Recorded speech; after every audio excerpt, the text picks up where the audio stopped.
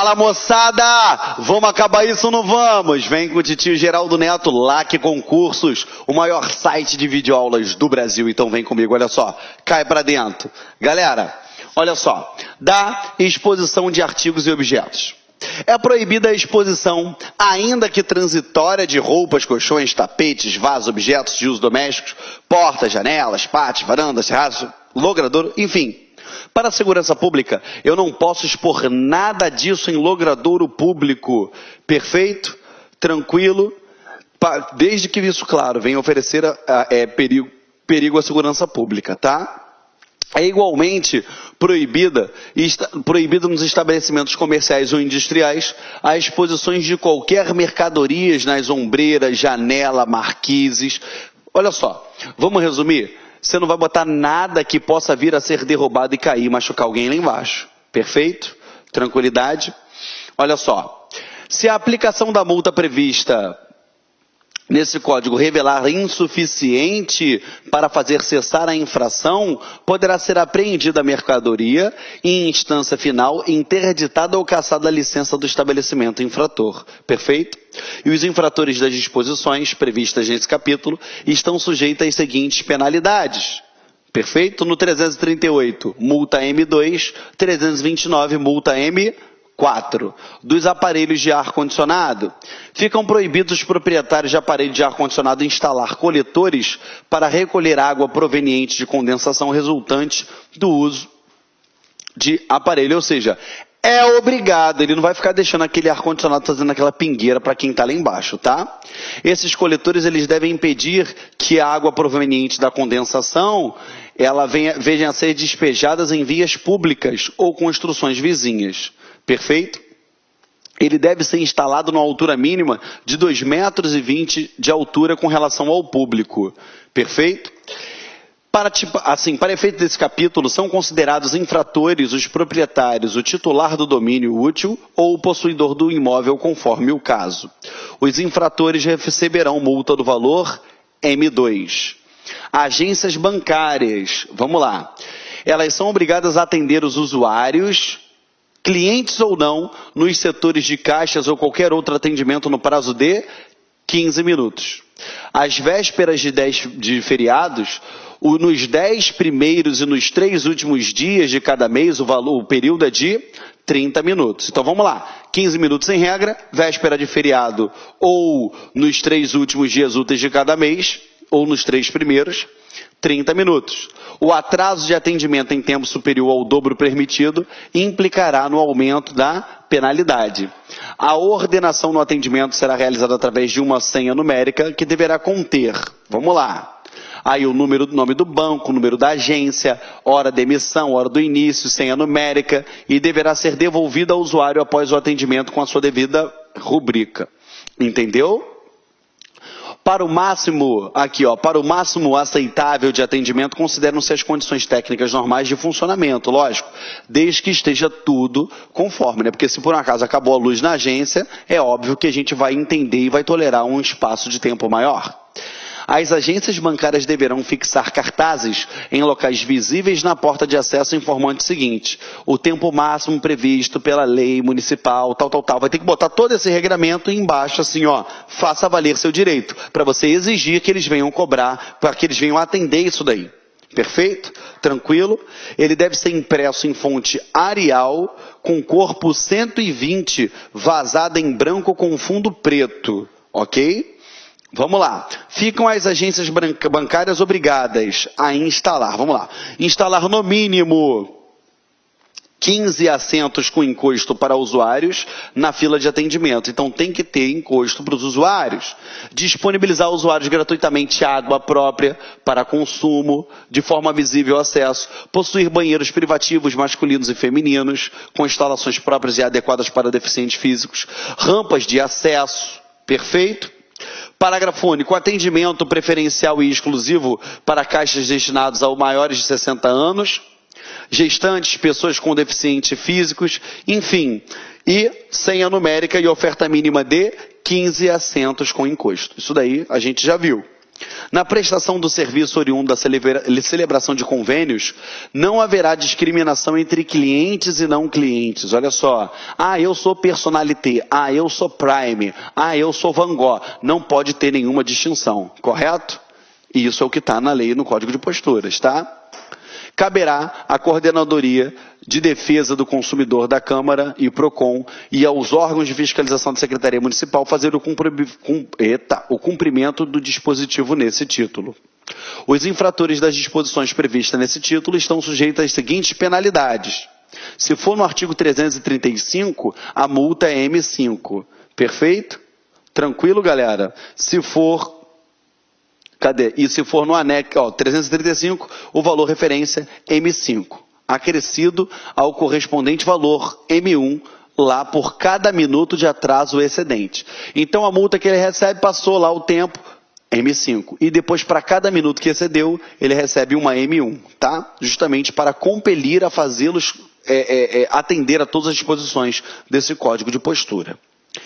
Aqui, infrações determinadas nos incisos 2 do 335, o valor é M10, perfeito? E acrescido o valor de M2 a cada minuto de atraso excedente. E as infrações do 336 ou 338, a multa é de referência no valor M3. Infrações nos incisos 3º do 335 e no artigo 337 é de M5, perfeito? Isso aí a gente tem que decorar, tá bom? Dos postos e serviços de abastecimento de veículos, isso daí é importante, tem que ter atenção.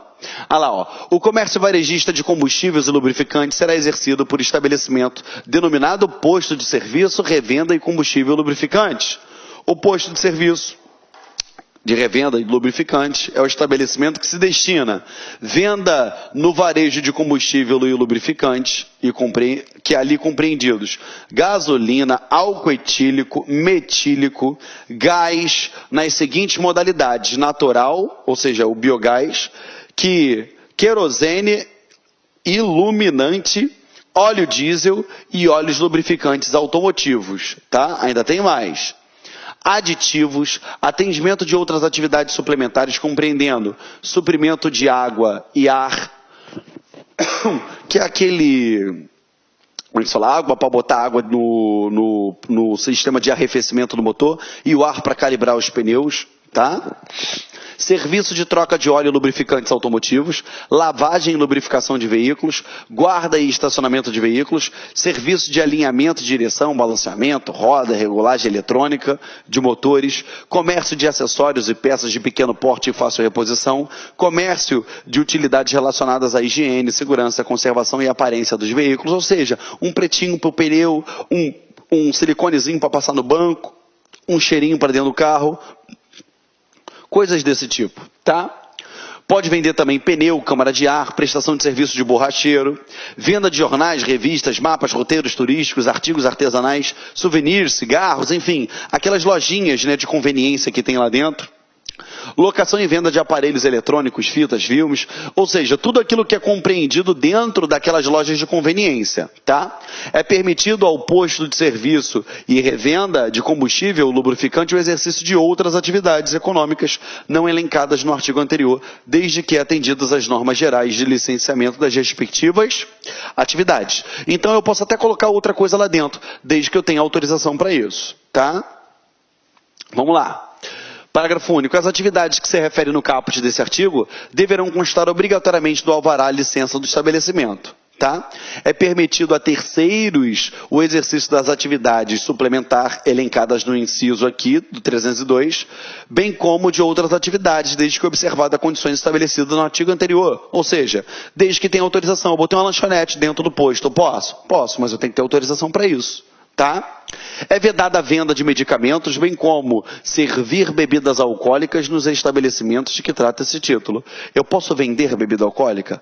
Posso, não posso servir, tá? Mas enfim, vamos parar com isso, é proibido servir. Aplica-se a denominadas lojas de conveniências a vedação disposta no caput desse artigo. Os postos de serviço e revenda de combustíveis ou lubrificantes de veículos deverão apresentar obrigatoriamente aspecto interno e externo, inclusive pintura em condições satisfatórias, perfeito estado de funcionamento, instalações e abastecimento de combustível, tudo isso bonitinho, perfeitas condições de funcionamento dos encanamentos, água, sistema elétrico, calçadas e pátios, manobras, tem que estar tudo em perfeitas condições. Fachada tem que estar apresentável e não como se tivesse jogado fora. A alimentação dos depósitos metálicos subterrâneos será feita por meio de mangueira ou tubo, de modo que os inflamáveis passem diretamente do interior dos caminhões, tanques, para o interior dos depósitos, não sendo permitido que se faça alimentação por intermédio de funis ou pela descarga de recipientes para os depósitos. O que é isso? Você já reparou? Quando um caminhão chega para abastecer um posto de gasolina, ele pega o mangote dele e bota direto lá, sai direto do tanque para aquele depósito. Perfeito? E bota direto naquela tubulação e trava e vai direto. Para não botar um funil. Porque não sei se você já reparou, quando está botando a gasolina, o álcool, fica saindo tipo um vaporzinho ali, ó. E aquele vaporzinho ali é altamente inflamável. Tem que tomar um cuidado com isso, tá? Para o abastecimento dos veículos serão utilizados obrigatoriamente dispositivos dotados de indicador que marque pela simples leitura a quantidade de combustível fornecida, devendo o referido indicador estar em posição facilmente visível, iluminado à noite, mantido sempre em condições de perfeito estado de funcionamento. Claro, porque dono de posto para não dar uma bicicleta, para não dar uma volta no usuário, naquele que está pagando por aquele serviço. É obrigatório também a colocação de anúncio legível de que é proibido fumar, acender ou manter fogo dentro de suas áreas, tá? Isso é lógico. É obrigatória a comprovação de documentação da destinação final ambientalmente adequada dos resíduos do óleo, graxa, enfim.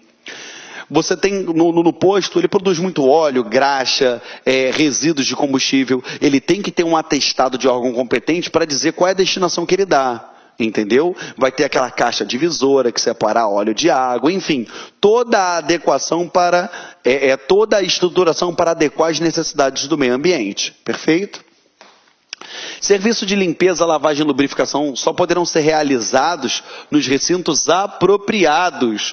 Então, gente, pelo amor de Deus, o que mais acontece é nego parar na bomba para abastecer e o cara vir jogar uma aguinha no vidro e pedir um trocado para você e ele joga uma água no carro todo. Isso não pode acontecer. Tá? Nos postos de abastecimento, os veículos não serão permitidos reparos, pinturas, desamassamento de veículos, exceto pequenos consertos. Ok? Foi? Troquei uma mangueirinha, alguma coisa do tipo, pequenos consertos? Pode. Agora tu botar uma oficina de funilaria, lanternagem dentro de um posto de gasolina, isso não pode, tá? Os postos de serviço e revenda de combustível não poderão ser localizados em locais considerados impróprios pelas normas de segurança contra incêndio e pânico em vigor. Se naquela localidade ali, de fato, existe uma determinada proibição, eu não vou botar um posto de gasolina ali, ok? Eu tenho que obedecer essas normas aqui, tá? Os postos de serviços e revenda de combustíveis e lubrificantes são obrigatórios a manter. O que eles têm que manter? Extintores, ou seja, tudo aquilo que é para evitar incêndio, tudo aquilo que pode para evitar qualquer problemática, eu tenho que ter, ele tem que deixar disposto ao acesso de todo mundo. Perfeito? Tranquilo? O estabelecimento comercial, né, o posto de gasolina, ele que for flagrado por teste da agência da ANP, a Agência Nacional do Petróleo, ele adquirindo, estocando ou revendendo combustível e seus derivados em desconformidade com especificações estabelecidas pelo órgão regulador competente, ou seja, adulterados, terá suas dependências e bombas interditadas sem prejuízo da aplicação de multa através de processo administrativo instaurado pela Secretaria Municipal de Fazenda e ainda vai ter o seu alvará de funcionamento cassado. Perfeito? Vamos lá. Estabelecimento interditado ficará fechado aguardando a tramitação do procedimento administrativo ou policial que será instaurado até a sua decisão final. O Poder Executivo Municipal divulgará no Diário Oficial do município de Niterói, na sua página na internet e na imprensa, a relação de estabelecimentos comerciais penalizados com base nesse artigo, fazendo constar o respectivo alvará, razão social, nome fantasia, bandeira e o endereço de funcionamento. Claro, para evitar que toda a população vá até aquele posto que, se ainda continuar insistindo em se manter aberto, consumir um produto de péssima qualidade. Ok? Os infratores se sujeitam à penalidade, às seguintes penalidades, né? Multa M20 para o artigo 351 e multa M4 para as demais infrações, tá? Título 11 das oficinas de conserto e lavagem de veículos. A execução desses serviços mecânicos em via pública somente será tolerada nos casos de evidente emergência. Pô, o que mais a gente vê é oficina de funilaria, de lanternagem, de conserto de veículo, botar carro na rua. Não vai consertar a porcaria do carro na rua. Conserta lá dentro. Só se for em caráter emergencial. Perfeito? Foi? A execução desses serviços ou de qualquer outra natureza relacionado a isso, ou troca de pneus, lavagem, entendeu? Em logradouro público, é expressamente proibida, perfeito? Em todo o território de Niterói. Então não vou trocar tudo que for relacionado a manutenir o veículo, lavar, pintar, desamassar, consertar, se não for emergencial, tem que ser feito em um local próprio para isso, tá? Nas oficinas de conserto de veículos, os serviços de pintura deverão ser executados em compartimentos apropriados, de forma a evitar dispersão de tintas e derivados, de acordo com normas da ABNT e licenciados no órgão ambiental. Se a aplicação da multa revelar-se incapaz de fazer cessar essa infração, poderão ser apreendidos, aqui não é deverão, tá? É poderão, ou seja, se o cara tomou a multa e ele continua pintando, saindo aquela poeira de tinta, aquela fumaça, enfim, da tinta, ela vai lá e pode apreender os objetos e peças e ferramentas que tenham dado origem àquela infração, assim como a apreensão e remoção dos veículos, podendo inclusive caçar o alvará de licença daquele estabelecimento. E os infratores recebem o quê? Multa M3. Foi? Do comércio ambulante. Olha a água, olha o biscoito Globo, olha o pipocão rosa, vem. Comércio ambulante. Como é que funciona isso daí? O comércio ambulante é a atividade profissional, temporária, exercida por pessoa física em logradouro público ou não. Olha só. Logradouro público ou não, ele já deixou claro, na forma e condições definidas na legislação própria, individualmente, sem estabelecimento, instalações ou localização fixa. Ou seja, o cara que anda por aí vai vendendo tudo. A gente vê muito isso na praia. Comerciante ambulante ou camelô é a pessoa física que exerce sua atividade profissional por sua conta e risco, com ou sem emprego de tabuleiro ou outro apetrecho permitido nesse código ou legislação complementar, apregoando suas mercadorias. O que é apregoando? Opa! Olha a água, olha a água, olha a água! Opa! Eu ia falar o nome de marcas aqui, mas eu não vou falar não, hein? Subordinando-se os comerciantes ambulantes ou camelôs a disposições desse código, além das legislações específicas. Então, esse código dá regras básicas, mas eu tenho leis específicas para os camelôs, tá? E ambulantes. Vem comigo. Não se considera comerciante ambulante, para os fins desse código, aquele que exerce sua atividade em condições que caracterizem a existência de vínculo empregatício com fornecedor de mercadoria comercializada. Ou seja, você já viu que tem algumas... Sempre quando a gente vai ao médico, passa aquele rapaz que trabalha, que ele é representante de indústrias farmacêuticas, com os remédiozinhos ali, ou que ele vai vender ou fornecer, alguma coisa do tipo. Então, aquele ali já não é ambulante, porque ele tem um vínculo com aquela empresa. Perfeito? Os ambulantes que descumprirem os dispositivos legais estão sujeitos à apreensão de bens, mercadorias, equipamentos, veículos, conforme prescreve-se na lei própria, tá? E eles deverão sempre portar os seguintes documentos, ou seja, original do cartão de autorização, comprovante de pagamento da taxa devida, ele tem que ter a carteira de identidade ao profissional, nota fiscal e aquisição das mercadorias, exceto os vendedores de amendoim, pipoca, algodão doce, angu, milho verde, coco, produtos artesanais de fabricação própria. Fora isso, tem que andar com a nota fiscal, tá? Ele não pode falar assim, ó, caminhão virou promoção, chegou, hein? Nada disso, tem que ter nota fiscal, tá? Os vendedores ambulantes deverão fixar a tabela de preços dos produtos comercializados, tá? Tem que ter tabela de preço. Cara, como é que o cara vai andar, gente? Pelo amor de Deus. Tabela, produto, coitado, né? Mas vamos lá. Os comerciantes ambulantes deverão respeitar os modelos previamente aprovados de equipamentos pelo órgão competente da administração municipal, mantendo em perfeito estado de conservação e limpeza o local e os equipamentos utilizados para comercialização, respeitando o local designado para sua autorização. Tá? As concessionárias de serviço público ficam proibidas de se instalar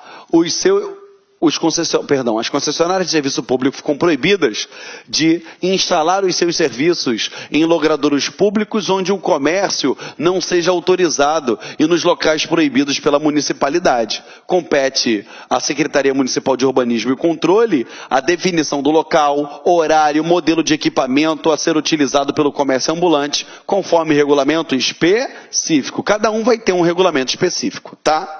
Fica proibido o comércio de ambulante em veículos, trailers, nas vias e logradouros públicos em toda a cidade, exceto aqueles autorizados em lei específica, tá? Ou seja, tu não vai ter... Agora a moda é food truck. A moda agora é food truck. Food truck. Agora fica vedado, tá? Antes era aquela Kombi do cachorro quente, né? Agora tá mais bonitinho, o nego fala que é food truck. Só porque antes a Kombi do hambúrguer, tu pagava R$2 no hambúrguer. Agora porque é food truck, eles vendem um hambúrguer gourmet, tu vai pagar 38 conto no hambúrguer desse, né? Tá amarrado. Eu não tenho condição, sou professor. Vamos lá. Compete à Secretaria Municipal de Segurança de Direitos Humanos a autorização para o exercício do comércio ambulante e a verificação do efetivo cumprimento das autorizações, bem como a apreensão de bens, mercadorias e tudo relacionado àquilo ali, os veículos utilizados regularmente no logradouro público através da Guarda Municipal, que ela vai fazer essa fiscalização. Por isso que vira e mexe a gente vê um videozinho da Guarda Municipal apreendendo mercadoria, a gente, por quê? Ele só está trabalhando, coitado, o guarda é mau. Mas, gente, está no Código de Posturas. E se o guarda municipal ele é um servidor público, ele tem que dar cumprimento às leis, correto? Não vamos julgar mal, coitado, ele não está fazendo aquilo que ele quer. Tá? É proibida a autorização para instalação do comércio ambulante nas áreas de segurança bancária.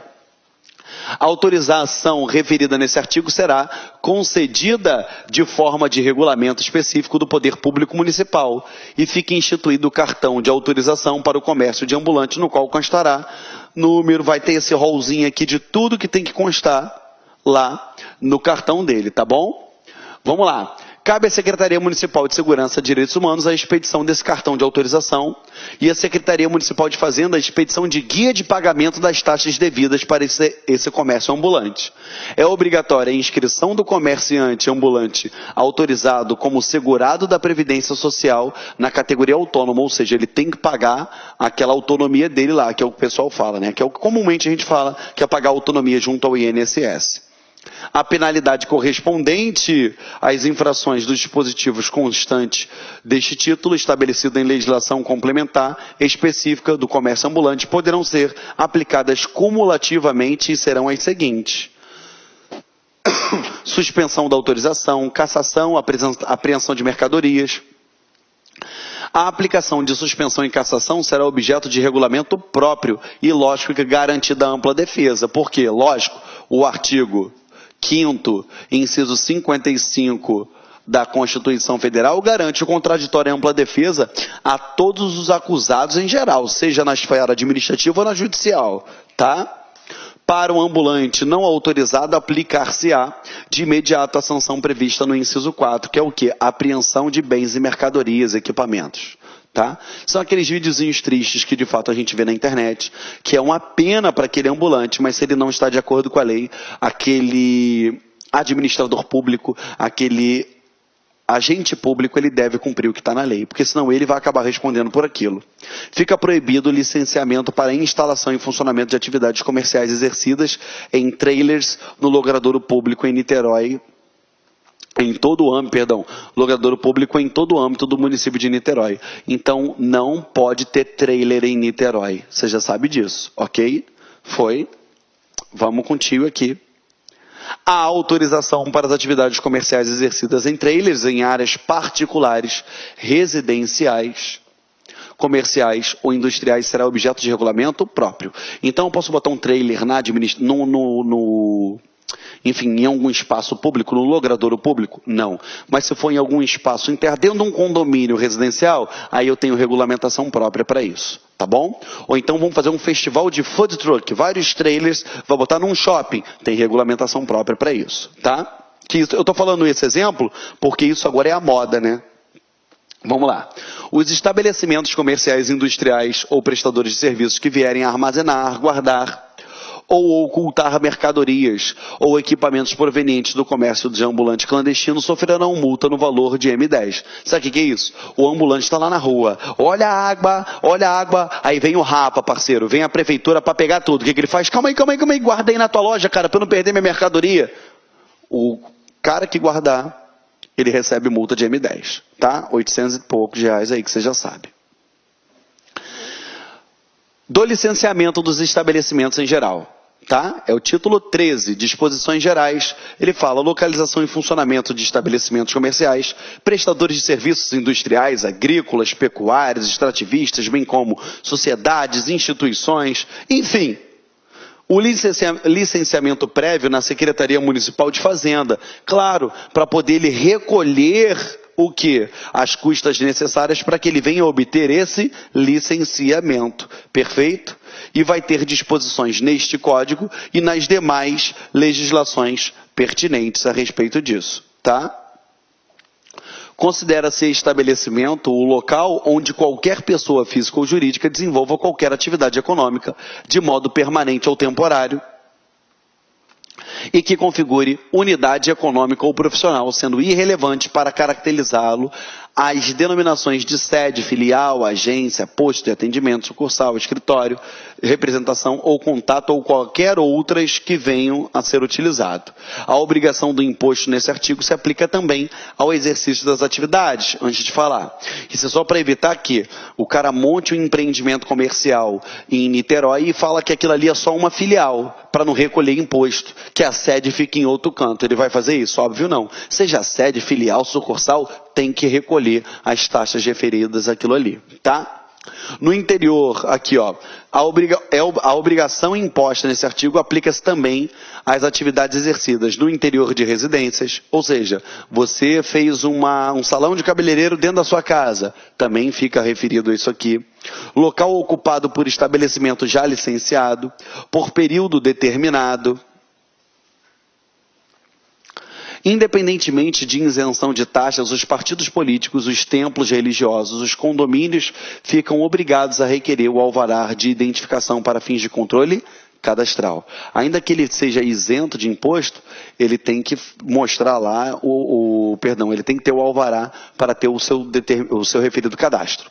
Compete à Secretaria Municipal de Fazenda a fiscalização de posturas, a concessão de licença, a autorização para funcionamento de estabelecimentos mediante expedição de um dos seguintes documentos: alvará de licença para estabelecimento, válido por prazo indeterminado; alvará de autorização provisória, válido pelo prazo de 180 dias, prorrogável a pedido por até 180 dias uma única vez. Vamos lá. Alvará de autorização precária, válido por tempo indeterminado. Alvará de autorização temporário, válido por prazo determinado. O alvará de identificação, vamos lá, parágrafo único. Compete ao diretor da fiscalização de posturas a prorrogação do prazo do alvará de autorização provisória mediante requerimento protocolado na Secretaria Municipal de Fazenda. Você viu que tem diversas espécies de alvará. Porque às vezes ele dá um provisório, justamente o quê? Porque está esperando aí numa análise do bombeiro, está esperando que de fato seja obedecido outros critérios, enfim, atendido outras condições exigidas pelo Código de Postura, perfeito? Isso daí vai variar de cada caso em caso, tá bom? Será obrigatório o requerimento dos alvarás diversos, sempre que se caracterizarem estabelecimentos distintos, considerando-se como tais os que, embora no mesmo imóvel ou local, ainda que com atividade idêntica, pertencem a diferentes pessoas físicas ou jurídicas. Ou seja, eu tenho um único estabelecimento, eu tenho um prédio, aquele prédio ele tem várias salas, e cada sala daquela ali tem um salão de cabeleireiro. Cada salão vai ter que ter o seu alvará. Não basta um alvará para todos os salões, entendeu? Os que, embora, aqui ó, ficam permitidos nas edificações de uso exclusivo, o licenciamento de atividades afins, complementares, semelhantes ou idênticas à principal, ainda que exercida por contribuintes distintos. O licenciamento de qualquer atividade que não se enquadre na hipótese do inciso 1, desde que não implique a introdução de novo uso que requeira a edificação de uso exclusivo. E o 376, os alvarás conterão, entre outras, as seguintes informações. O que vai ter que ter no alvará? Nome da pessoa física ou jurídica ou fantasia, endereço, relação de atividade licenciada, número de inscrição, CPF, CNPJ, número do processo de concessão ou de alteração, data do licenciamento, restrição quando for o caso. Perfeito? Perdão. A concessão de alvará de licença para estabelecimento produzirá efeitos permanentes, mas não importará. Ela vai ter efeito permanente, mas ela não importará. Em reconhecimento de direitos e obrigações concernentes a relações jurídicas de direito privado, a quitação ou prova de regularidade do cumprimento das obrigações administrativas ou tributárias. O fato de ter o alvará não quer dizer que eu estou pagando meu tributo em dia. Os estabelecimentos serão fiscalizados a qualquer tempo, a fim de se verificar a manutenção e condições que possibilitaram um dia aquele licenciamento, bem como o cumprimento das obrigações tributárias. O fiscal de posturas poderá solicitar o documento, que será você esse cara, hein? Solicitar o documento do estabelecimento comercial para examiná-los quando julgar necessário e essencial ao perfeito desempenho de suas atribuições funcionais. Fica obrigatoriamente a publicação em Diário Oficial do município e na internet, através da página oficial da Secretaria Municipal de Fazenda, a relação de todos os alvarás de licença ou de autorização concedidos por essa secretaria, devendo conter as seguintes informações: número do processo de concessão, tipo do alvará, nome da razão social, nome fantasia, endereço da inscrição municipal, CNPJ, CP ou CPF, pendência quando for o caso. Então vai constar tudo na internet. Entendeu? Tem que estar. Gente, perceba que a todo momento o princípio da publicidade ele é dado. A todo momento eu dou uma real transparência a toda a atuação da administração pública, para evitar que o fiscal de posturas venha num determinado estabelecimento e cobre aquele estabelecimento, e o estabelecimento do lado não tem nada e não é cobrado de nada. Então, isso daí é possível para que não só o fiscal de posturas fiscalize, mas que toda a sociedade venha ter essa fiscalização aí, poder exercer essa fiscalização. Tá? Da aprovação de perícia local. O requerimento de qualquer alvará ou sua alteração de endereço ou de atividade será precedido pela apresentação do formulário, consulta prévia de local no qual o interessado fará constar informações básicas sobre a atividade a ser desenvolvida. A Secretaria Municipal de Fazenda, por intermédio da fiscalização de posturas, apreciará e desenvolverá a consulta prévia de local, deferida ou indeferida, baseada nas informações constantes do cadastro de zoneamento. E em caso de deferimento será assinalada no verso da consulta prévia do local toda a documentação exigida para a concessão daquele licenciamento. Em caso do indeferimento da consulta prévia do local, caberá recurso ao subsecretário tributário, perfeito? Foi? Do alvará de licença para estabelecimento. Ele diz aqui, ó, que será concedido após a apresentação dos seguintes documentos. Aí ele bota consulta prévia do local, requerimento padrão, registro público de pessoa jurídica, documento de identidade, registro de cadastro nacional de pessoa física ou de pessoa jurídica, prova de inscrição no fisco estadual para atividades que compreendam a circulação de mercado, prestações de serviços, transporte, interesse intermunicipal e de comunicação, documento do Corpo de Bombeiro aprovando, quando é o caso, documento de aprovação da Secretaria Municipal de Saúde, quando for o caso, da Secretaria de Urbanismo e Controle, quando for o caso, certidão da Secretaria Municipal de Urbanismo e de Controle também, quando for o caso. Aqui, ó, deixa eu só voltar aqui para vocês. E aqui, na certidão da Secretaria Municipal de Urbanismo e Controle, né, que é a SMUC, é de aceitação das instalações comerciais para atividades de alto risco. E o que é atividade de alto risco? É essa relação aqui, ó.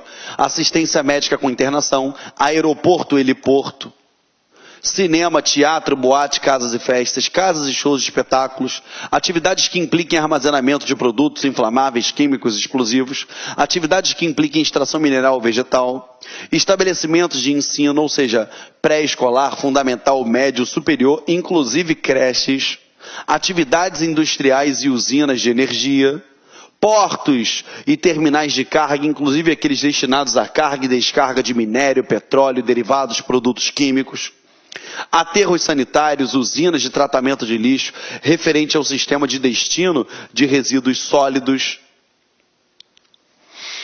oleoduto, gasoduto, mineroduto, processamento, destino final de resíduo tóxico ou perigoso, captação e reservação de adução tronco referentes a abastecimento de água, serviços de lanternagem e pintura de veículos automotores, serviços de serralheria e marmorarias, supermercados e hipermercados, lojas de departamento, hotéis, motéis e pousadas com mais de 30 unidades de hospedagens, ginásios e similares são utilizados para feiras e convenções.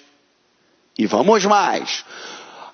Documento de aprovação da Secretaria Municipal de Educação, Secretaria Estadual ou de Educação, ou Ministério da Educação, conforme o caso, para as atividades previstas lá na linha G do inciso X.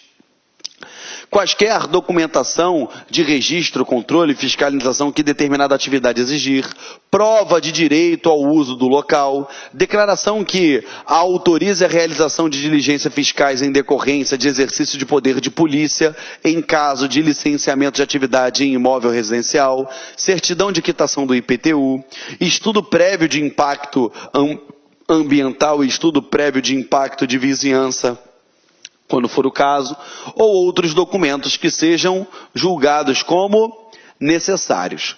Nos casos de alteração societária que não compreenda a alteração da atividade, nem local, nem os quais a alteração, razão social, fusão, incorporação, cisão, serão exigidos somente o documento referido aos incisos 2, 3, 5 e 6. Ok? Para as atividades elencadas no inciso 10 desse artigo, deverá ser apresentado um estudo de impacto no sistema viário aprovado pela Secretaria Municipal de Serviços Públicos, Trânsito e Transporte. Lógico, um colégio vai impactar, uma casa de show vai impactar, um teatro, um cinema. Por quê? Vai dar uma aglomeração de pessoas, carros para estacionar. Entende-se por ponto de referência o endereço fornecido por pessoa jurídica como domicílio fiscal em quem não haja estabelecimento comercial, sendo vedado o atendimento a clientes, o estoque de mercadorias e a colocação e a placa contendo mensagem publicitária ou meramente identificadora da empresa, da sociedade empresária por ela responsável. Ou seja, eu tenho uma empresa localizada lá em tal lugar, mas eu tenho o meu escritório, que eu coordeno algumas coisas em outro determinado local. É isso que ele faz menção aqui nesse momento. Perfeito? Vamos lá. Perdão, gente. Nos casos da concessão para o ponto de referência, são exigidos somente os documentos nos incisos 1, 2, 3, 4, 5, 6 e 15 do 382. E agora o alvará de autorização provisória.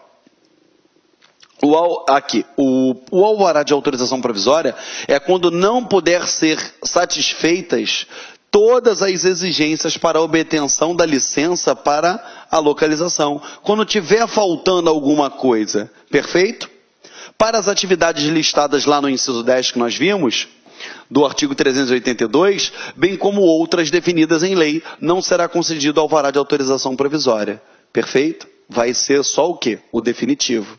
Equipara-se à autorização provisória os procedimentos descritos no parágrafo 1º do artigo 407, que nós iremos ver mais à frente. Para a concessão do alvará provisório, deverão ser apresentados no mínimo os seguintes documentos.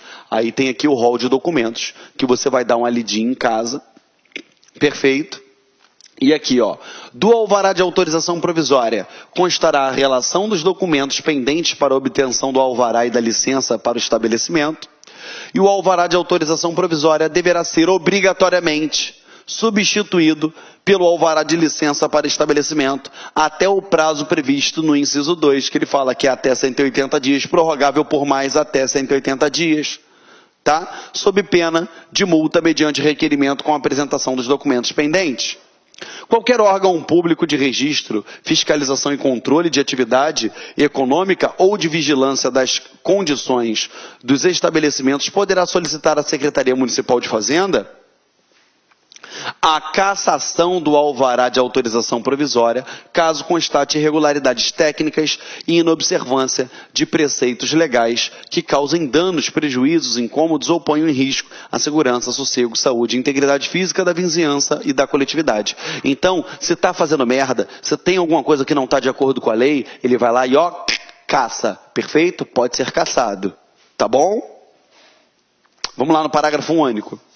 A solicitação de que trata o caput desse artigo deverá ser adequadamente instruída para que fique perfeitamente caracterizada a comprovada regularidade. Não basta simplesmente alegar quero caçar, pronto e acabou. Não, ela tem que ser instruída com todos os documentos e tudo aquilo que disser respeito àquela cassação. Até porque para que eu possa salvaguardar o contraditório e ampla defesa, aquele que está tendo a sua licença, o seu alvará provisório cassado, tá bom?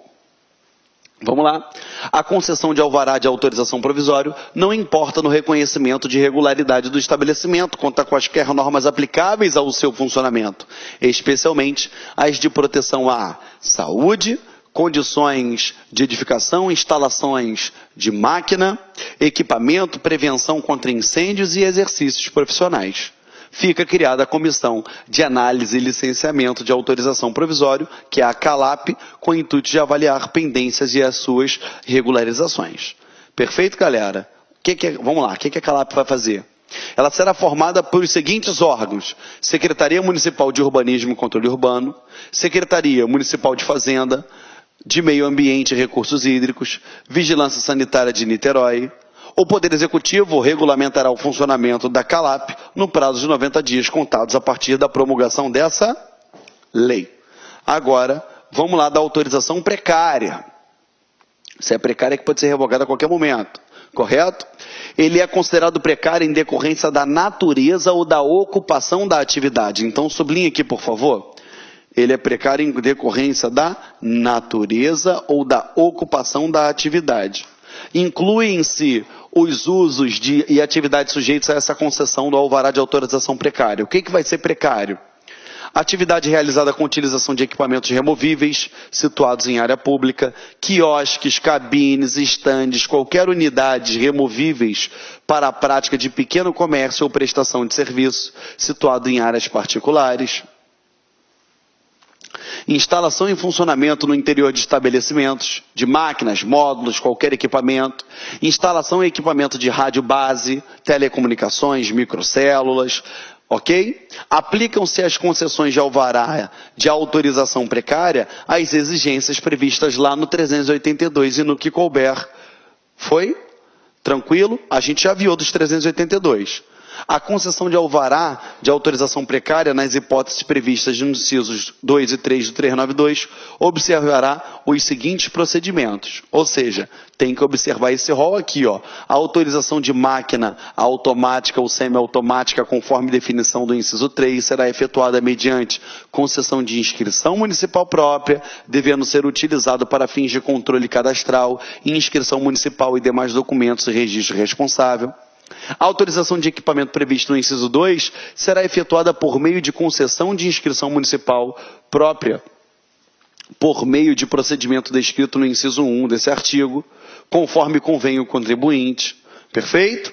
395. Será concedido um único alvará de autorização precário para cada estabelecimento onde se instalarem esses equipamentos previstos nos incisos 1, 2 e 3 do 392, aplicando-se a definição constante do 374, independentemente do número de equipamentos, da colocação de tipos distintos de equipamentos, do exercício da atividade distintas, perfeito? Independentemente da quantidade, perfeito?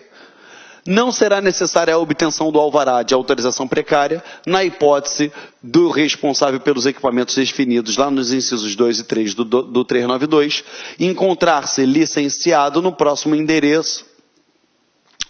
endereço de instalação, desde que as atividades já licenciadas compreendam a venda das mercadorias ou a prestação dos serviços a ser exercido por meio daqueles. Ou seja, se é um determinado maquinário que carece de um licenciamento precário, eu tenho que ter esse licenciamento precário. Ele só não vai ser cobrado se eu sou um vendedor dessas máquinas que, para sua utilização, carecem de um licenciamento precário.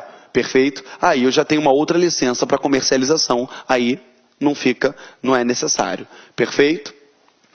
A instalação de equipamentos definidos nos incisos 2 e 3 do 392 em áreas particulares externas a lojas, salas e outras unidades de edificação de uso não exclusivo não poderá ser licenciada por meio da ampliação de endereço constante no alvará de licença para estabelecimento ou alvará de autorização provisório que o responsável já apresente. Tá? Do alvará de autorização temporária. Foi? O alvará de autorização temporária será concedido nos seguintes casos: funcionamento de feira de qualquer natureza, funcionamento de estande de venda de empreendimento imobiliário, realização de exposição, feira promocional, instalação de funcionamento de parques, diversões. Foi? De serviços comerciais instalados de forma temporária, entendeu? Nas dependências de seu contratado ou terceiro, ocupação de espaço público para atividades econômicas com prazo fixado e lógico mediante processo licitatório, com funcionamento da atividade que estiver vinculado a um contrato de permissão ou por prazo determinado. Foi? A realização de eventos previstos nesses incisos, nos incisos 1 e 3, será licenciado por meio da emissão de um único alvará em nome do responsável, organizador ou promotor, ok? Por exemplo, um evento transitório, vai fazer um Rock in Rio em Niterói agora, aí vai utilizar um espaço público, aí vai ter um único alvará para aquela ali e vai ser temporário, perfeito? O alvará de autorização temporária será concedido após a apresentação, conforme cada caso, dos seguintes documentos. Aí qual é o rol de documentos? Está aqui, consulta prévia, quase todos os documentos que foram exigidos nos outros casos, perfeito? Vamos lá. O alvará de autorização temporária será expedido após o deferimento do pedido de comprovação do pagamento da taxa devida. Além dele apresentar toda a documentação, ele ainda tem que ter o quê? O pagamento da taxa devida para depois sim ter a expedição do alvará. Ele não expede o alvará e espera o cara pagar. Não, você paga e depois expede o alvará. O alvará de autorização temporária terá prazo de validade igual ao da duração da atividade. Perfeito? O prazo máximo de validade do alvará de autorização temporária é de 365 dias nas hipóteses dos incisos 1, 2, 3, 4 e 5 do artigo 398.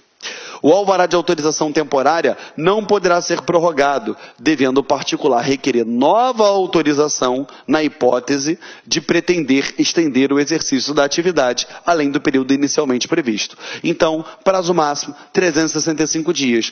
Eu quero continuar. Peça vai ter que dar entrada num novo alvará temporário. Perfeito? Da concessão do alvará de identificação. Ele será concedido nos seguintes casos: funcionamento de partido político, templo religioso, condomínios, pontos de referência, estabelecimentos da União, Estado, Distrito Federal, municípios, missões diplomáticas do governo brasileiro, tudo ligado ao governo aí, tá? Outros previstos em legislação complementar. Esse alvará de identificação, ele só vai ser concedido após a aprovação, conforme cada caso, dos seguintes documentos. Mais uma vez, tem o rol dos documentos que deve ser apresentado aqui, tá? O alvará de identificação será expedido após o deferimento do pedido. Deferiu o pedido, fora deferido, aí é expedido esse alvará. Perfeito? Aqui, ó, das obrigações acessórias. O original do cartão do alvará concedido deve ser mantido em bom estado e em local visível e fácil acesso à fiscalização. Foi? O alvará deverá ser obrigatoriamente substituído quando houver qualquer alteração nas suas características. A modificação do alvará deverá ser requerida no prazo de 30 dias, contado a partir da data em que se verificar aquela alteração, juntando-se o requerimento e os documentos de que deram causa àquela modificação. As atividades econômicas serão exercidas nos limites e estabelecidos no alvará. Eu não vou me ultrapassar, não vou me sobrepor. E nenhum estabelecimento poderá exercer atividades não licenciadas ou não autorizadas pelo município. Então eu tenho um alvará para um estabelecimento de ensino, para ter ensino médio e fundamental. Aí eu começo a colocar um ensino superior lá dentro. Eu posso fazer isso? Óbvio que não. Eu só posso fazer aquilo que o alvará permite. Entendeu? Vamos lá. A fiscalização de posturas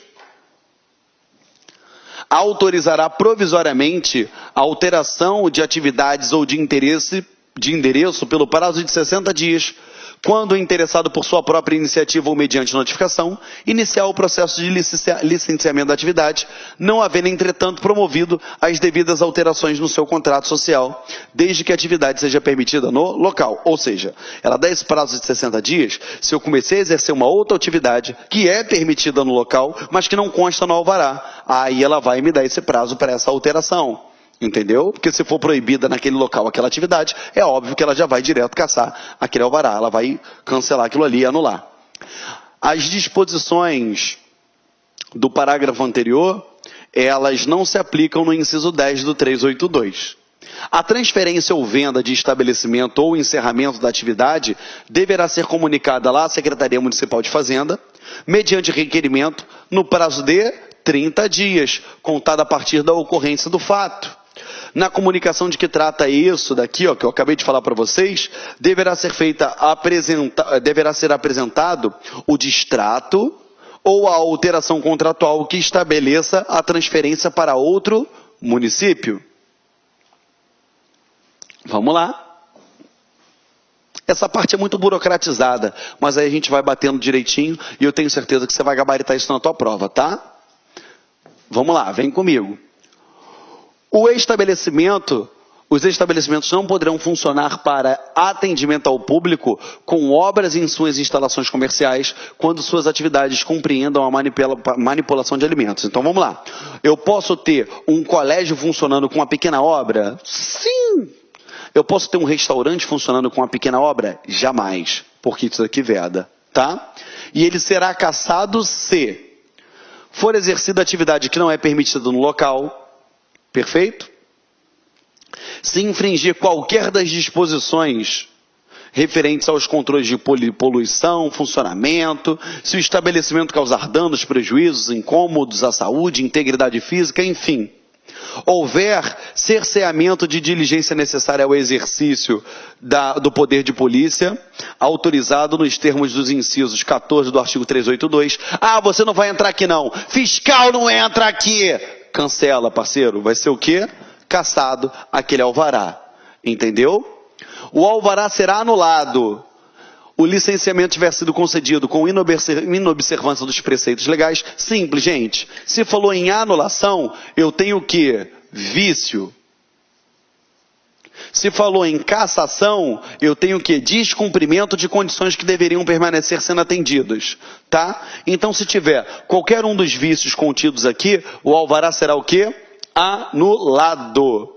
Ele poderá ser cassado ou alterado ex officio mediante decisão fundamentada. É óbvio, tem que ter decisão fundamentada, porque a todo caso, a todo momento, é salvaguardado o quê? O contraditório e ampla defesa, tá? Que se encontra no artigo 5º, inciso 55. Ah, já está até aqui já, ó, que eu falei para vocês. Compete ao secretário municipal de Fazenda determinar a interdição ou embargo de estabelecimentos. Então vai competir a ele fazer esse embargo ou essa interdição. Perfeito, galera? Tranquilo? Então, galera, continuando aqui com vocês, vamos lá. Dos procedimentos para cassação, ok? Olha só.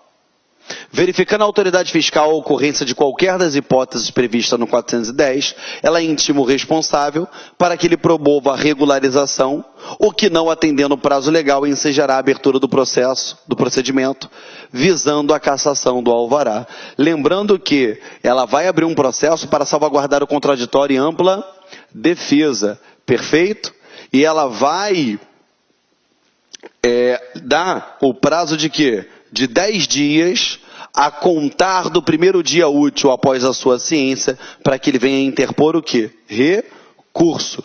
E no caso da recusa ou recebimento da notificação, a mesma será publicada no Diário Oficial e o prazo terá início no dia seguinte à sua publicação. Perfeito?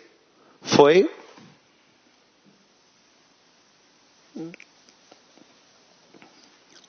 Vamos lá. Eu vou pegando os tópicos principais aqui com vocês, tá? Interposto o recurso no prazo legal, o secretário municipal de Fazenda apreciará razões expostas e decidirá no prazo de até 5 dias pela procedência ou não do processo de cassação. Foi? E dessa decisão não cabe recurso. Perfeito? Foi? E a cassação do alvará, ela pode ser acumulada junto com a multa.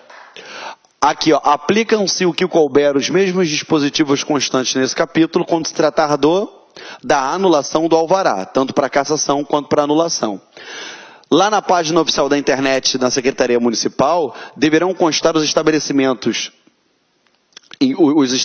embargados, interditados e os alvarás cassados ou anulados, mencionando as seguintes informações: número do processo, razão social, nome fantasia, endereço, inscrição municipal e o motivo, ok? Para evitar que esses caras continuem aí a fazer besteira, tá? Vamos lá. Disposições finais. Qualquer pessoa, entidade ou órgão público poderá solicitar à Secretaria Municipal de Fazenda a cassação ou anulação do alvará, no caso de se configurar nos artigos 410 e 11. Essa solicitação, ela deve ser adequadamente instruída para que fique perfeitamente caracterizada a irregularidade em processo regular. E aquele que tiver o seu alvará cassado sujeitar-se-á às mesmas exigências referente ao licenciamento inicial da atividade cassada, caso pretenda voltar a exercê-la, ok? Vamos lá. É vedado o exercício da profissão ou ofício no local ou colocação de publicidade e estoque de mercadorias para as autorizações concedidas como ponto de referência. Se é ponto de referência, ele não pode fazer nada disso. As restrições aos estabelecimentos já licenciados ou autorizados, no resguardo do interesse público e a partir da fundamentação técnica mediante representação das autoridades competentes. Ficam criados modelos de cartão de alvará, de licença, de estabelecimento, alvará de autorização provisório, alvará de autorização precária e alvará de autorização temporária, alvará de identificação, bem como de formulário de requerimento de consulta prévia de local. Ou seja, já fica um formulário para que tudo isso seja o quê? Semelhante, para facilitar a fiscalização e a viabilização de tudo isso por parte da administração pública. Perfeito?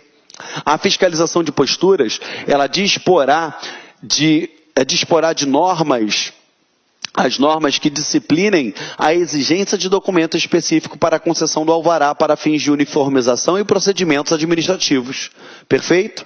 Para garantir o efetivo cumprimento do embargo ou interdição, a fiscalização de posturas no uso do poder de polícia poderá realizar apreensão nos estabelecimentos que não respeitarem tais procedimentos, sempre que parecer prévio da Procuradoria-Geral do município. Sempre com parecer prévio, tá? E esses infratores sujeitam-se ao quê? Valor de multa M4. Foi? Infrações e penalidades. Foi? Aqui ele está falando tudo aquilo que tiver contrário ao que? Ao código de postura, às leis que por que ele faz alusão, perfeito? E os atos normativos que disciplinam o poder de polícia. E é considerado infrator todo aquele que cometer, mandar, constranger, induzir, coagir ou auxiliar alguém a praticar a infração. Se fez qualquer uma dessas coisas, ele vai ser considerado como infrator.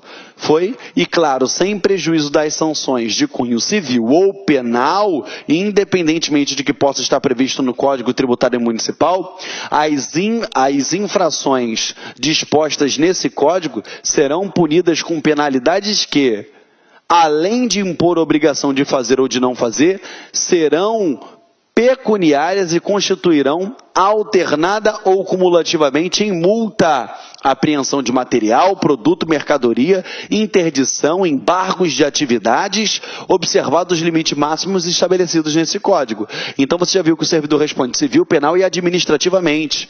Independente da lei específica que venha tratar, eu ainda aplico as infrações, ou melhor dizendo, as penalidades dispostas dentro desse código.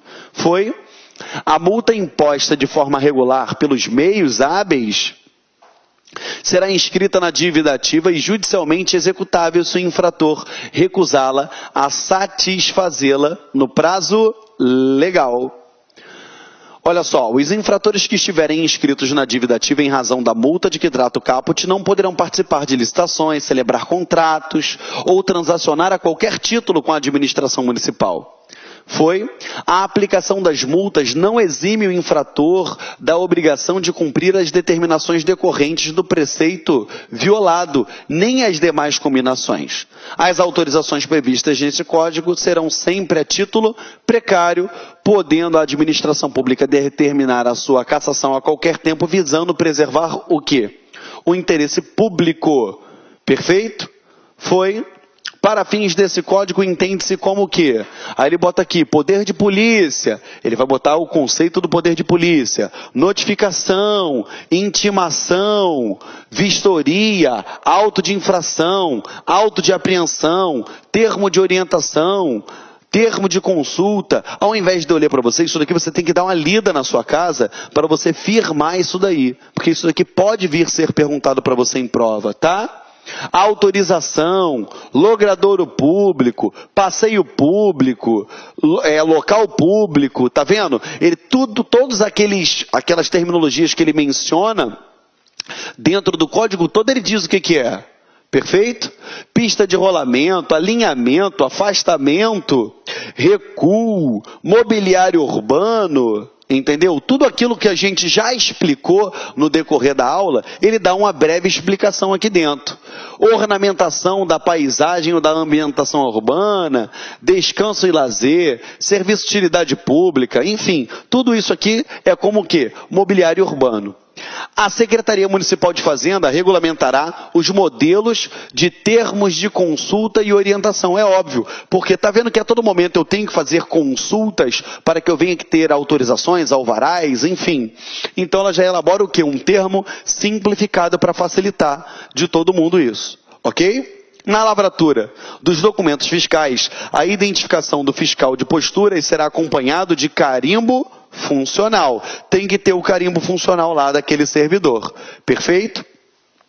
No exercício da fiscalização, fica assegurada ao agente fiscal a entrada em qualquer dia e hora e permanência, pelo tempo que se fizer necessário, a qualquer local público ou privado, respeitando, óbvio, os direitos constitucionais. Perfeito? E excepcionalmente nos casos em que haja exibição de publicidade não autorizada, será permitido o ingresso do agente fiscal em imóvel não edificado, caracterizado como local privado, para retirada dos engenhos publicitários e irregulares. Perfeito?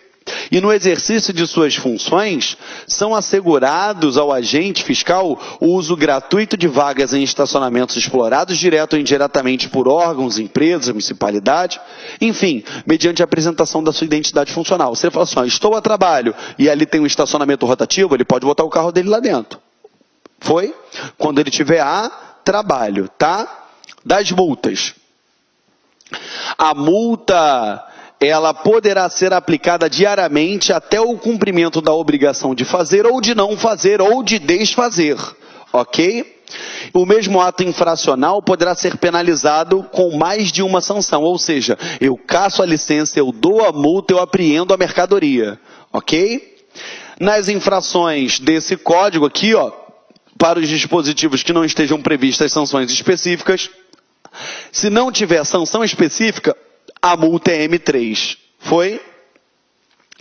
Da apreensão de bens e mercadorias, perfeito? A apreensão de bens e mercadorias, ela vai ser feita nos casos do artigo 446, perfeito? E elas vão ser levadas ao depósito público municipal. E lógico, o cara vai pagar as despesas com depósito, as despesas com recolhimento, e nos casos que estão relacionados aqui, ó, no 446.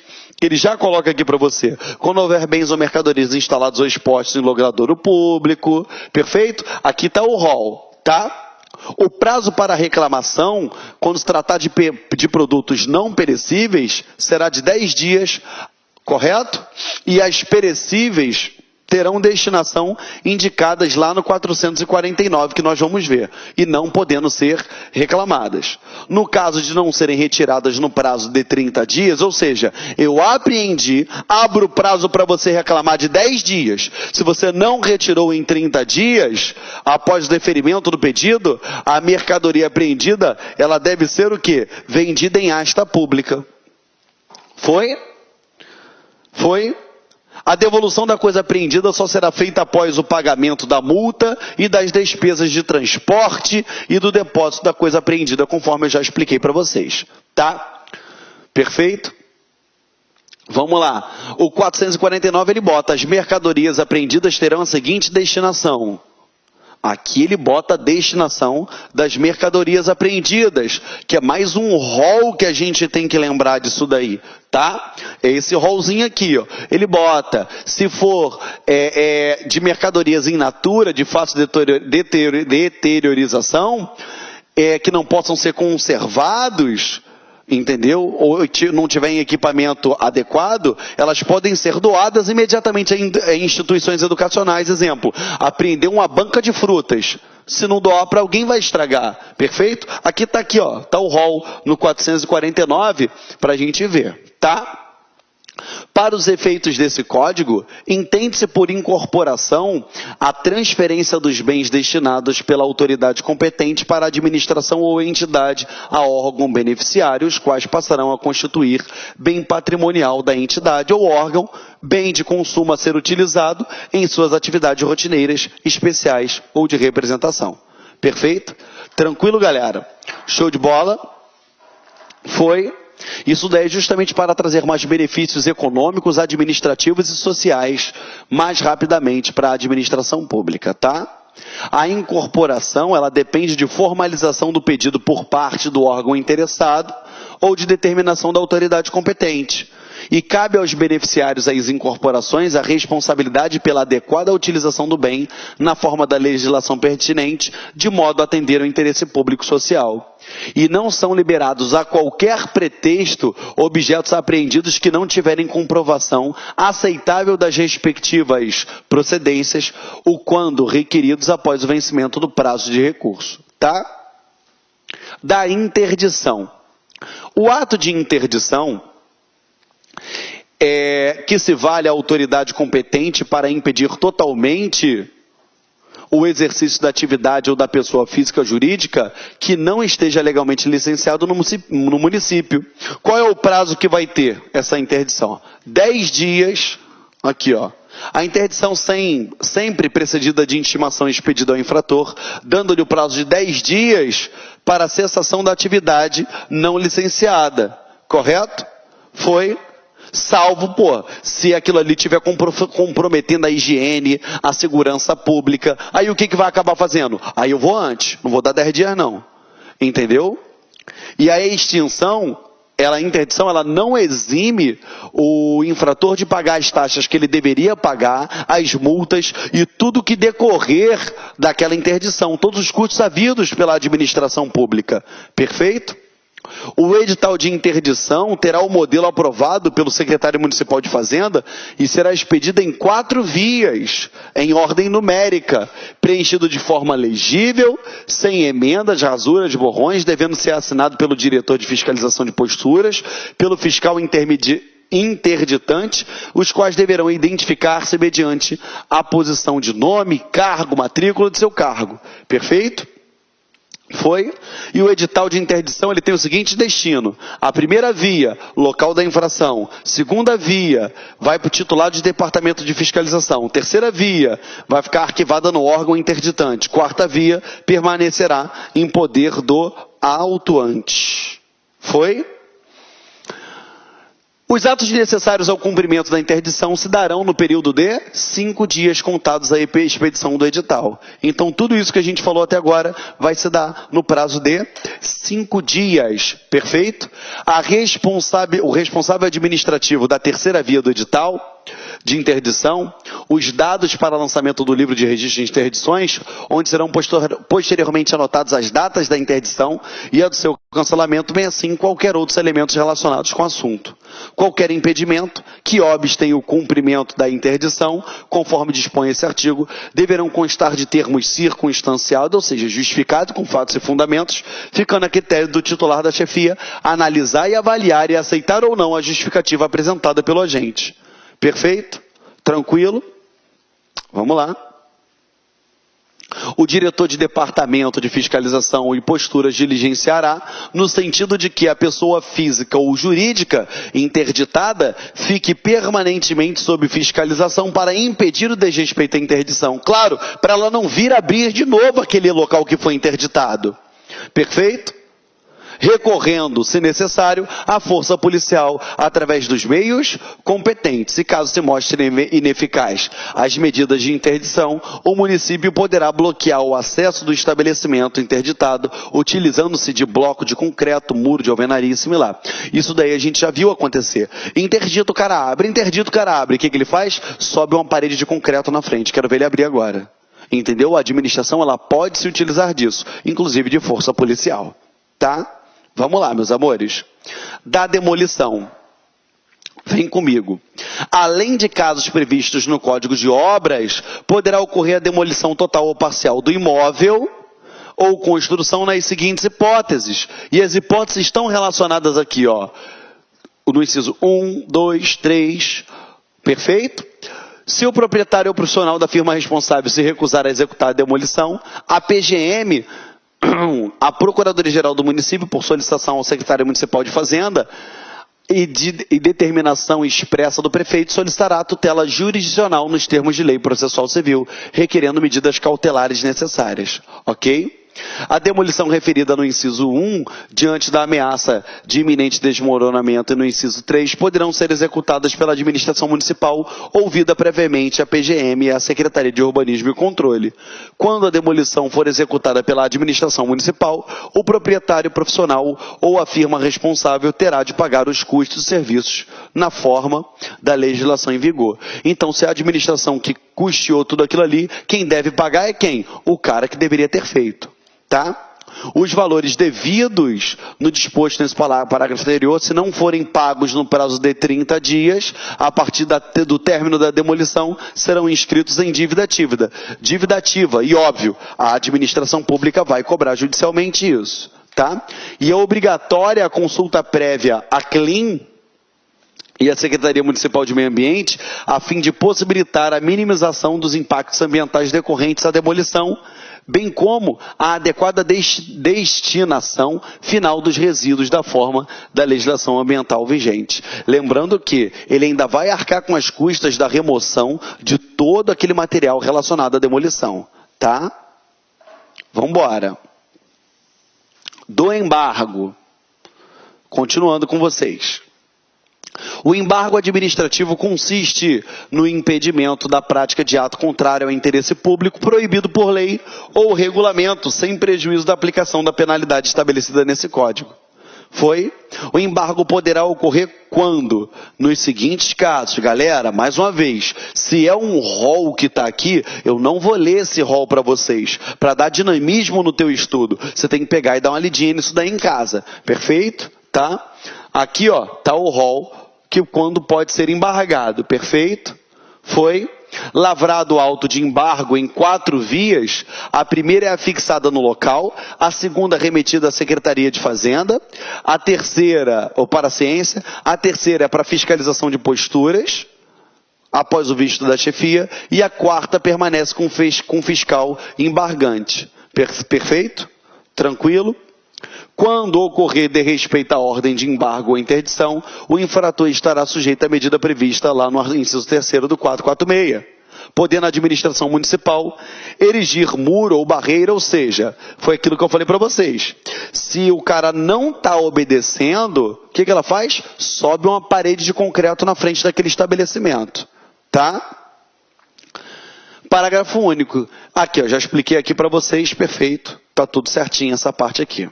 Tá? Vamos lá. Da fiscalização, da renúncia, a qualquer pessoa poderá comunicar à administração municipal a existência de ato ou fato que constitua infração às normas do poder de polícia, preservando-se a integridade física e moral do denunciante. A comunicação da infração deverá ser apresentada constando indicação do ato ou fato que constitua a infração, nome, domicílio, ou seja, tudo que diz respeito ao infrator, para que a administração pública venha adotar o quê? As medidas cabíveis. Perfeito? Da notificação. A notificação é o ato pelo qual se notifica, se dá notícia ou ciência o interessado de algum outro ato ou fato administrativo de seu interesse, que ele tenha que ter o conhecimento lavrado na sede da administração competente ou no local interessado, independentemente de testemunhas. Foi pelo servidor responsável. A notificação, ela obedecerá ao modelo aprovado pela Secretaria Municipal de Fazenda em 4 vias. Perfeito? Sem borrões e sem nada de errado nela. O notificante é obrigado sempre a pôr sob sua assinatura carimbo contendo seu nome, cargo e matrícula. Foi? Aqui, a notificação será lavrada com um pertinente estabelecimento no local onde se verificar a fiscalização. Aplica-se a notificação às disposições prescritas para a intimação. O que fica faltando aqui, a gente aplica o que a intimação seria, o que seria aplicável no que diz respeito à intimação. Artigo 473, a gente fala, a notificação poderá ser enviada por via postal com aviso de recebimento, que é o AR, nos casos em que o fiscal julgar necessário ou quando as circunstâncias para sua lavratura não forem adequadas. Perfeito? Vamos lá. As mesmas disposições nós podemos retirar aonde? Aqui, ó, da intimação. A intimação é o documento fiscal lavrado com o objetivo de impor. Fala comigo aí de casa assim, ó, fala assim, ó, intimação, fala. Isso, fala impor. Ela vai impor ao intimado obrigação de fazer ou de não fazer ou de desfazer, lavrando-se da sede da repartição competente ou no local do intimado, independentemente de testemunha pelo servidor responsável. Perfeito? Aqui tem o rol de obrigações do intimado. Perfeito? Em regra, os prazos para o cumprimento deste código, eles não deverão ser superiores a 30 dias corridos, correto? Que na prova ele pode botar 30 dias úteis, quando na verdade não é. Tá bom? Vamos lá. Continuando aqui, ó. Do auto de infração. O auto de infração é um documento fiscal que objetiva configurar e registrar violações às normas legais. E tudo bem, e aqui, ó, para identificar o infrator e aplicar as penalidades. Perfeito? Aí ele diz aqui a mesma coisa, que ele pode ser lavrado na sede da repartição ou no local, sem rasuras, independentemente de que testemunhas. Claro, o servidor possui fé pública. Foi, e do auto de infração deve constar o quê? Dia, mês, hora, local, data de sua lavratura. Aqui tem o rol de tudo que deve constar. tá? As omissões ou incorreções do auto de infração não acarretará a nulidade dele constarem elementos suficientes para a determinação do infrator e da infração. Ainda que ela tenha algum vício, ainda que ela tenha alguma precariedade, se ela constar elementos básicos, ou seja, o que foi feito, o que foi infracionado e quem fez, está tranquilo. A administração sana eventuais vícios. Tá? Aí aqui ela vai cobrar a assinatura do infrator, não constitui formalidade essencial à validade do auto de infração. Sua aposição não implicará confisco, nem tampouco a recusa agravará a sua pena. Então, se ele tomou um auto de infração e ele não assinou, ele deixou de assinar, isso aí não vai agravar a pena dele, ok? Não vai trazer nenhum outro problema com ele. Até porque, se ele não puder ou não quiser assinar, isso vai ser publicado no Diário Oficial do município, perfeito? E lá, o autuado vai ser dado um prazo, correto? Em lei para ele se manifestar, ou então até mesmo para suprir ou para impugnar algumas informações, alguma omissão que de fato tenha gerado aquela irregularidade. Perfeito? O fiscal assume inteiramente a responsabilidade pelos atos que ele emite, sendo passível de punição por falta grave em caso de omissão de informação imprescindível a erro e excessos. Ou seja, se o fiscal deixa de atuar, se ele omite alguma informação que poderia ser prejudicial àquele infrator, ele responde com falta grave por conta disso. Perfeito? Tranquilo? E ele não deve ser, esse auto de infração, ele não deve ser lavrado em consequência de requisição ou despacho, sendo sua lavratura precedida de constatação, claro, salvo nos casos em que haja comprovação técnica oficial da infração por órgão municipal. Perfeito? Tranquilo? Aqui, não cabe intimação, devendo o infrator ser imediatamente autuado. Ou seja, quando é que vai acontecer de um auto de infração onde eu nem vou intimar, que ele vai ser de cara autuado? Quando? Corta para 18, vem para cá. Olha só, está lá no artigo 482. Ele bota mais uma vez aqui o rol bonitinho para a gente seguir. Perfeito? Da vistoria fiscal administrativa. Vamos lá. As vistorias fiscais administrativas que se fizerem necessárias o cumprimento de disposição nesse código ou legislação urbanística serão realizadas por intermédio de comissão especial designada para esse fim, após esgotado todos os meios ordinários de fiscalização. Perfeito? Então vai ser feita uma fiscalização, uma vistoria fiscal depois de esgotado todos os outros meios. Perfeito? Tranquilo, galera? Show de bola? Olha só, dentro do prazo fixado na intimação resultante do laudo de vistoria, o interessado ele pode apresentar recurso. Era justamente essa parte que eu falo para vocês. Na vistoria, a administração ela pode levantar diversas coisas relacionadas àquela fiscalização, àquele vistoriamento. Mas eu sempre devo preservar o quê? O direito de recurso, o direito de contraditório e ampla defesa, correto? É o artigo 5º, inciso 55 da Constituição Federal. Aos litigantes de processo administrativo e judicial e os acusados em geral serão assegurados o contraditório e ampla defesa com os meios de recurso a ela inerente. Então, você acha que se na Constituição manda o Código de Ética, que é infraconstitucional, ele não vai obedecer? É óbvio que vai obedecer. Perfeito, galera? Tranquilo? Vamos lá. Aqui, disposições gerais. Verificada a violação a qualquer dispositivo de lei ou regulamento, ou do poder de polícia municipal, o processo terá início aqui, por intimação, auto de infração, e o infrator será intimado pessoalmente, provada com a sua assinatura, ou de seu mandatário ou preposto, ou por via postal telegráfica com prova de recepção, ou por edital publicado uma vez no Diário Oficial do município. E ela considera-se feita na data da ciência do intimado. Perfeito? Se pessoalmente ou nesses demais casos aqui. Tá? Olha só. Obtida a data do aviso de recebimento a que se refere o inciso 2, o parágrafo anterior considerar-se-á feita da intimação. E o prazo é de 10 dias da sua entrega na agência postal. Perfeito? Olha só, e a gente continua aqui no rol, no finalzinho, e entra no 493. A intimação conterá obrigatoriamente. O que tem que ter na intimação? Tem que ter o nome do intimado, tem que ter a qualificação, a finalidade, quais são os dispositivos legais que se fundamenta, o prazo e o local para ele se manifestar, assinatura do funcionário responsável, indicação do cargo, função. Perfeito?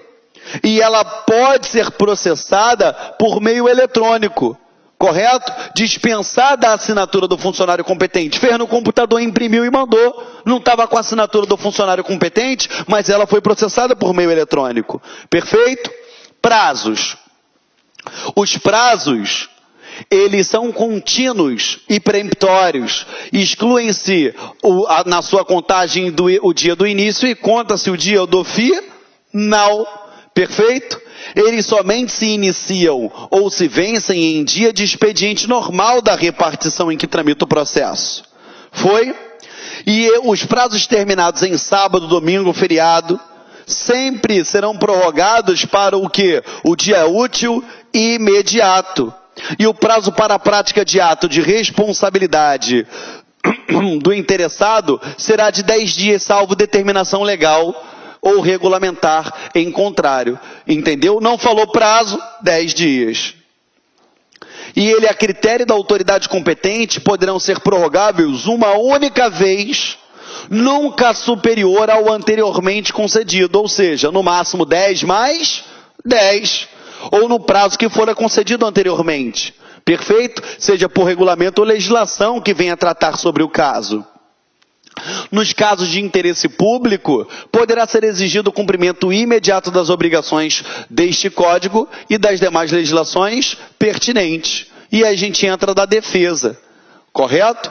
O prazo é de 10 dias para ele apresentar a defesa a contar da intimação, ou 30 dias a contar do auto de infração. Se foi intimado 10 dias, se foi auto de infração, 30 dias. Perfeito? Tranquilo, galera? Foi? E a defesa, a petição de defesa, ela deverá conter o quê?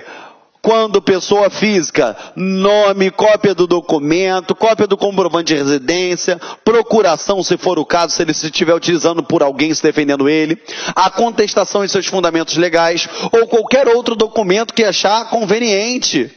E ainda a cópia da infração ou da intimação, enfim, do ato impugnado.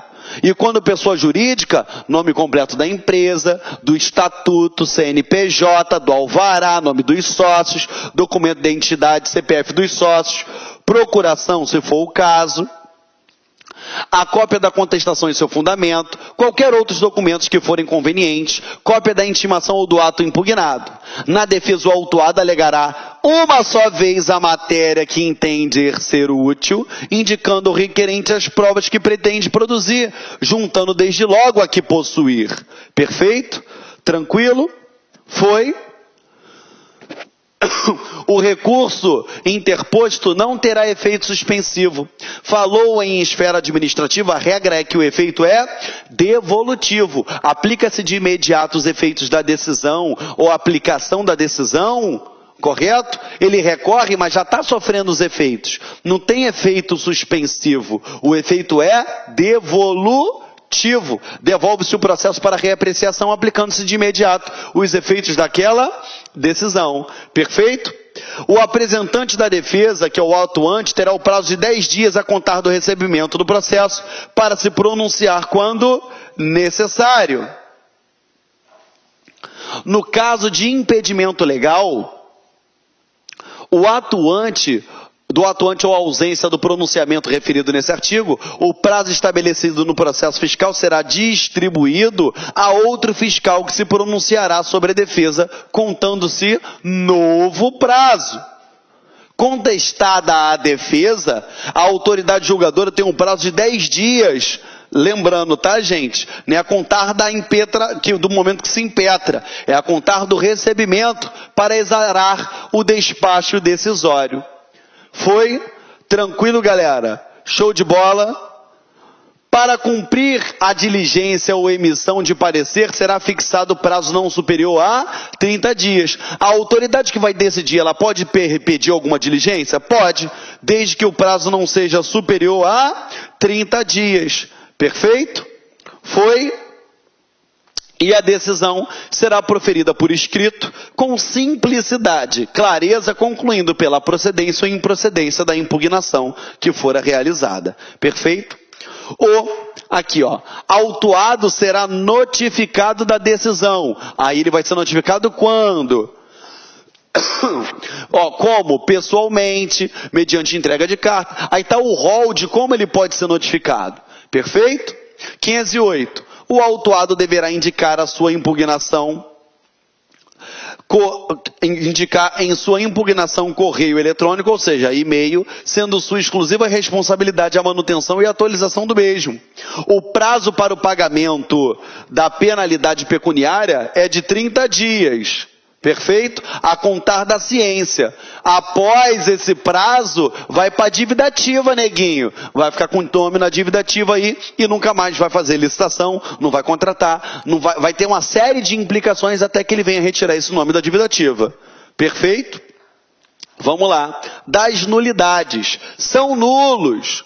Aí está aqui. Tudo que é nulo? Aquilo que é um vício insanável. Se é vício insanável, o ato é nulo. E aqui tem um rol do que é nulo. Perfeito? Tranquilo para vocês? A nulidade de qualquer ato só prejudica os posteriores, que dele diretamente dependam, ou seja, consequência. Teoria da árvore dos frutos envenenados. Tudo aquilo que deriva de um ato que é nulo, tudo aquilo que deriva de um ato ilegal, não presta. Ele não vai valer. Ainda que de fato seja verdadeiro, mas se derivou do ilegal, ele não vai ter validade alguma. Perfeito? Vamos lá. Ao declarar nulidade, a autoridade julgadora indicará atos atingidos, ordenando as providências necessárias ao prosseguimento do processo. As incorreções, omissões, inexatidões materiais não importarão nulidade e poderão ser sanadas através da retificação na forma prevista no 480. Ou seja, se for um vício sanável, eu retifico. Se for insanável, é nulo, parceiro. Joga pro buraco, abre a lata do lixo e joga lá dentro, que acabou. Tá bom? Vamos lá. A falta de intimação estará sanada desde que o infrator compareça para praticar o ato ou alegar omissão, considerando-se a intimação realizada a partir desse momento. Parceiro, dica para você. As intimações serão nulas quando não obedecer aqui. Mas a partir do momento que ele tomou ciência pessoalmente naquele processo, ainda que ele venha alegar que aquilo não tem nada a ver, a partir desse momento eu sano qualquer vício e ela passa a valer. Perfeito? Tranquilo? Vamos lá, tá acabando. Dos recursos, do recurso voluntário, da decisão de primeira instância, cabe recurso voluntário no prazo de 30 dias, contados da data da ciência. Perfeito? Show de bola? Foi? Vou só na parte boa. Julgado improcedente o recurso, ele será intimado para poder o quê? No prazo de 10 dias a contar do recebimento da intimação, o quê? Dar cumprimento à decisão. Se o recurso foi negado, tem que cumprir a decisão, gente. Perfeito? Show de bola? Vamos embora. Do recurso de ofício. A autoridade de primeira instância recorrerá obrigatoriamente de ofício, sem efeito suspensivo, ou seja, o efeito será o quê? Devolutivo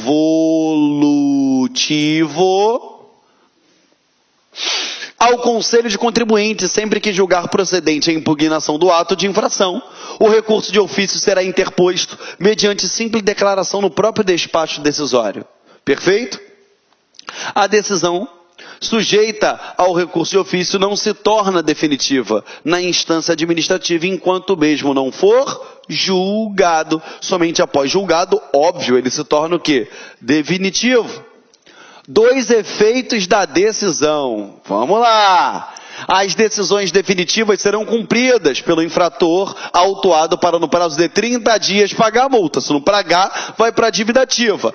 Mais uma vez eu falo para vocês, galera, aonde tiver um rol explicativo, eu não vou ficar lendo para vocês. Você vai batendo aqui, ó, até você chegar e poder você firmar tudo isso daqui na sua cabecinha, tá bom?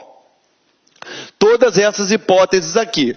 Ó, quando o processo for encaminhado para a inscrição do débito em dívida ativa, aplicar-se-ão no que couber as formalidades previstas no Código Tributário do município. Parceiro, tentei, apliquei multa, fiz tudo que eu podia fazer. E o cara ainda não quer pagar, vou botar o nome dele em dívida ativa. Nunca mais ele licita, ele não contrata mais com a administração, não vai ter mais alvará, não vai ter mais licença, não vai fazer mais nada. Ok? Até ele limpar o nome dele lá. Ok? Vamos lá. Autoridades processuais. A primeira instância é competente para decidir o processo e a autoridade competente que estiver subordinado fiscal autuante. Em segunda instância, para julgar o processo de conselho de contribuintes. Em terceira instância, o contribuinte poderá recorrer a decisão ao prefeito através do secretário municipal de Fazenda. Então você vai anotar no teu material assim, ó, tem direito a recurso hierárquico que tramitará até por 3 instâncias. Ok? Anota isso daí no teu material. Do poder de polícia. Gente, poder de polícia é todo o poder de policiar, fiscalizar, que detém a administração pública. É uma limitação ao interesse particular, ao interesse de um indivíduo em prol de toda a coletividade. Isso daí a gente já viu várias vezes, já falei infinitamente aqui para vocês, o poder de polícia. Eu posso ter sanção, eu posso ter, regramento do poder de polícia, eu tenho a sanção, ou a fiscalização, eu tenho a sanção, eu tenho diversas coisas relacionadas ao poder de polícia, que eu falei aqui com vocês a todo instante. Foi? E aqui, a fiscalização cabe orientar a população em geral, empresas, perfeito? Quanto à obediência das leis regulamentares do poder de polícia municipal. Então ele vai ter que orientar. E de alguma forma for violado isso, a multa é o quê? M3, dá-lhe multa M3 para ele. Competência. Aí ele bota aqui, que ele exercerá o seu poder de polícia dentro do seu território, através das ações promovidas por seus órgãos, bem como entidades encarregadas especialmente para isso, é óbvio. Por exemplo, a Secretaria de Trânsito, ela tem competência para desempenhar o poder de polícia relacionado ao trânsito, a de meio ambiente, ao meio ambiente, a de urbanismo, a relacionada ao meio urbano, e assim vai. Entendeu, galera? Relacionada à vigilância sanitária. A vigilância sanitária não vai falar do trânsito. Entendeu? Cada uma tem a sua competência, de acordo definido em lei. Perfeito, galera? Foi? Das disposições finais e transitórias. Foi? Ele diz aqui, é utópico, né? No interesse do bem-estar público, compete qualquer munícipe colaborar com a fiscalização ao fiel cumprimento dos dispositivos desse código. Perfeito? Os procedimentos administrativos em que figure como parte pessoa física com idade igual ou superior a 60 dias terão o quê? Prioridade. Claro, pelo Estatuto do Idoso, o cara tem prioridade na tramitação. O shopping center com mais de 30 lojas e estações de terminais rodoviários ou marítimos, supermercados, magazines, lojas, departamento com área igual ou superior a 500 metros quadrados, devem disponibilizar no mínimo 2 cadeiras de rodas para o uso de pessoas com deficiências ou por pessoas circunstancialmente necessitadas daquele equipamento. Perfeito? Tem que fazer isso? Tem. Olha só. Os condomínios possuidores de elevadores que contenham os dispositivos mencionados lá no artigo 52 e 53 estiverem em altura superior ao disposto nessa lei, terão um prazo máximo de 180 dias contados a partir da ciência da publicação deste código para devida regularização. São só aqueles aparos finais aqui, tá? As concessionárias de serviço público têm um prazo de 120 dias para cumprir determinações a contar o que da data da publicação dessa lei. As concessionárias de serviço público têm um prazo de 60 dias após a publicação desse código para a retirada de pontos irregulares porventura instalados em logradouros públicos. Perfeito? Tranquilo, galera? Lembrando aqui, tá? Que a multa, nesse caso aqui, ele vai receber no M2, salvo engano. Mas enfim, vamos lá. Próximo. As atuais permissões e autorizações concedidas para o uso de solo urbano por bancas, jornais, revistas, chaveiros e quiosques permanecerão válidas dentro do limite da lei até a realização de novos processos licitatórios. Perfeito? E os infratores dessas disposições desse título estão sujeitos a M10, que é 800 conto que o cara vai pagar de multa. Perfeito? Foi? O Poder Executivo expedirá decretos, portarias, circulares, ordens e serviços e outros atos administrativos que se fizerem necessário a fiel conservância das disposições desse código. Então, ele vai poder se utilizar de todo o poder normativo que detém o Executivo, igual lá no artigo 84 da Constituição Federal, que ele diz que ele pode expedir decreto para dar bem e fiel cumprimento às leis, tudo, disposições, atos normativos, para fazer valer o código de postura. Código esse, meu parceiro, que você vai utilizar no seu dia a dia, porque você vai passar no concurso público. E aqui ele bota no 539, que é o final artigo. Esse código entra em vigor na data de sua publicação, revogadas as disposições em contrário, especialmente lei pra caramba que ele revoga aqui e que deixa de ter efeito. Galera, eu agradeço imensamente a presença de todos vocês até o final. Eu sei que é um conteúdo difícil, maçante, que infelizmente te exige que fique lendo e decorando. Você tem que dar uma lida nesse código de postura antes da sua prova. É de suma importância. Além das aulas, leia pelo menos uma vez esse código. E eu tenho certeza que você vai sair aprovado. Perfeito? E o que é que eu te peço agora? Analisa a aula, se você gostou, se você não gostou, tá com dúvida, ainda dá tempo, manda e-mail para mim que eu vou responder para você. E qualquer dúvida é só falar, ok? Se a aula foi positiva, manda um ok, se foi negativa, eu estou esperando a sua reclamação, porque a nossa intenção é fazer sempre o melhor trabalho para você. Ó, LAC Concursos é o maior site de videoaulas do Brasil. E eu fico aqui, meu nome é Geraldo Neto, qualquer coisa é só me adicionar lá nas redes sociais, Geraldo Neto 2 lá, Geraldo Neto, enfim, você vai me achar, tá bom? Qualquer coisa é só falar. Um beijo grande no coração de todos vocês e sintam-se capacitados a alcançar a sua aprovação no dia da prova. Ó, beijo no seu coração e fique com Deus, tá? Até a próxima aula. Tchau, tchau, galera.